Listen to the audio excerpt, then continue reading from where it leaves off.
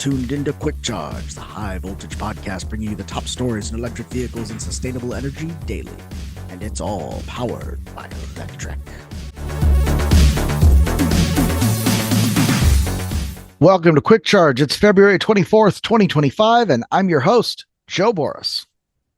The big news this weekend, of course, Tesla announced Model S and Model X refresh coming later this year. Lars Morve, Vice President of Vehicle Engineering, made the announcement on Ride the Lightning podcast. Just give it a minute. We'll get there, he said.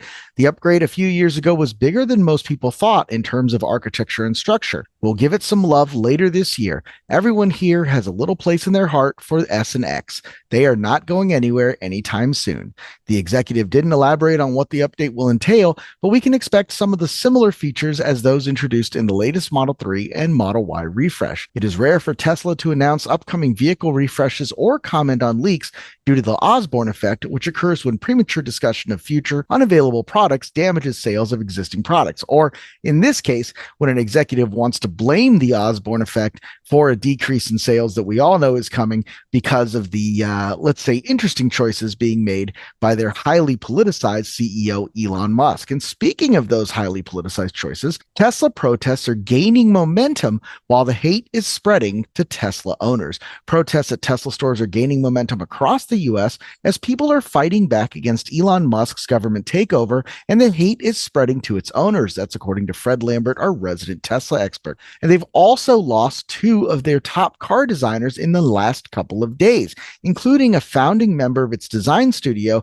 amid a broader talent exodus, again, following Elon's work in the federal government. After a few years designing concept cars for GM, David Imaj joined Tesla in 2011 when the automaker was a little-known California company trying to ramp up production of the Roadster and bring Model S, its first EV built from the ground up, to production.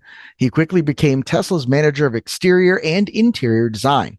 Imaj was promoted to director of design in 2019 and has been credited for several design aspects of the Model 3. Along with Bernard Lee and Franz von Holzhausen, he was one of Tesla's earliest and longest-standing car designers. He is now with ARC full-time. Looking into Tesla's design team, Electrek also found another top Tesla car designer whose departure from Tesla went unreported.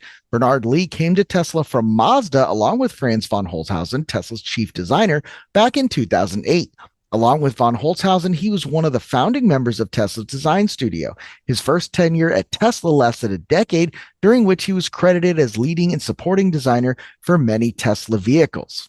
Now, of course, the departure of two key executives, combined with those protests, combined with everything else going on, leads one to wonder what kind of market Tesla's new Model S and Model X will arrive into, if they arrive at all. It's not only an uncertain market that those vehicles are going to be released into, it's a highly competitive one now, and it's getting more competitive by the day. Mercedes-Benz tests the world's first solid-state battery EV with 620 miles of range. They're calling that the holy grail of EV batteries.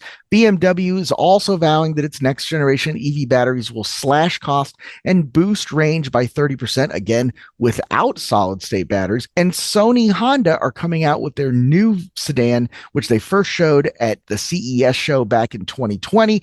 This is a kind of questionable take. It's a little bit long in the tooth already. I feel like we've all gotten used to this design over the last 5 years. But at the end of the day, no matter how you slice it, the Model S has a lot more competition today than it did back when it was originally introduced. And that's not just here in the US, but globally as well. In China, smartphone maker Huawei has introduced the Maextro sedan, which it says is going to challenge Maybach and Rolls-Royce with up to 852 horsepower in the home market of China. Well-heeled buyers will get a choice of EREV or pure battery electric powertrains, good for between 480 and 852 all-electric horsepower.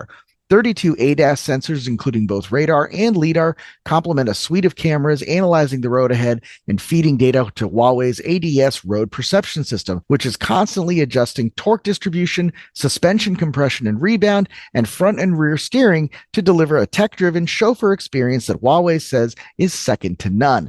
The digital chauffeur is also pretty handy when the weather goes sideways, with the company saying the Maextro sensors can help it increase detection distance in rain, fog, and dust by 60% compared to the benchmark system they tested, while delay was reduced by 40%.